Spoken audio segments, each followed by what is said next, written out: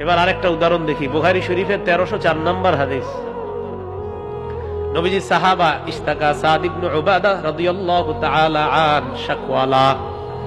সাদ ইবনে উবাদা রাদিয়াল্লাহু তাআলা আন অসুস্থ হইলেন। ফাতাহুন নবী সাল্লাল্লাহু আলাইহি ওয়াসাল্লাম ইয়াউদুহু, আল্লাহর নবী তাকে দেখতে আসলেন। নবীর সাথে আব্দুল্লাহ ইবনে মাসউদ এবং আব্দুর রহমান ইবনে আউফ রাদিয়াল্লাহু তাআলা আনহুমা তারাও ছিলেন। সাহাবাকে দেখতে আসার পর আল্লাহর নবী ফাওয়াজাদাহু ফি গাশিয়াতি আহলিহি, পরিবারের মাঝখানে পাইলেন। মানে যে কেউ মারা গেলে আমরা সবাই কি করি? চারপাশে দাঁড়ায় থাকি না? আল্লাহর নবী এসে দেখলেন তার সাহাবার আশেপাশে সবাই ঘিরে আছে। নবীজি বললেন, কি অবস্থা? আব্দুর রহমান ইবনে আউফ সহ আরো সাহাবাদেরকে বললেন, আমার সাহাবা সাদ ইবনে উবাদার কি অবস্থা, আছে নাকি মারা গেছে? সবাই বললেন, হুজুর না, এখনো মারা যায় নাই।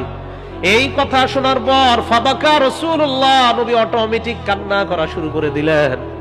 সাহাবারা নবীর কান্নার দিকে তাকাইয়া আব্দুর রহমান ইবনে আউফ বললেন, ইয়া রাসূলুল্লাহ, আপনি কান্না করেন? আল্লাহ নবী জবাব দিলেন, এ আব্দুর রহমান, ইন্নাল্লাহা লা ইউআযযিবু বিদামইল আইন, অটোমেটিক চোখের পানি আসলে মৃত ব্যক্তিকে আল্লাহ আযাব দেয় না। অটোমেটিক চোখের পানি আসলে মৃত ব্যক্তিকে আল্লাহ আযাব দেয় না।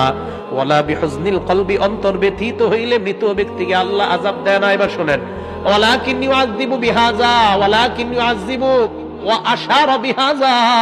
আল্লাহ নবী বলেন, মৃত ব্যক্তিকে আযাব দেয় মুখের কারণে, মুখের কারণে, মুখের কারণে। চোখের পানিতে আযাব দেওয়া হয় না, অন্তরের ব্যথার কারণে আযাব দেওয়া হয় না।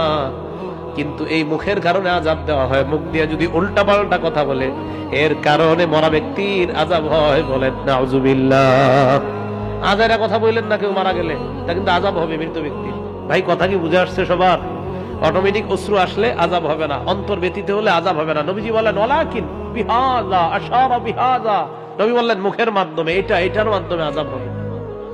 আল্লাহ আমাদের সকলকে কথাগুলোর উপর আমল করার তৌফিক দান করেন।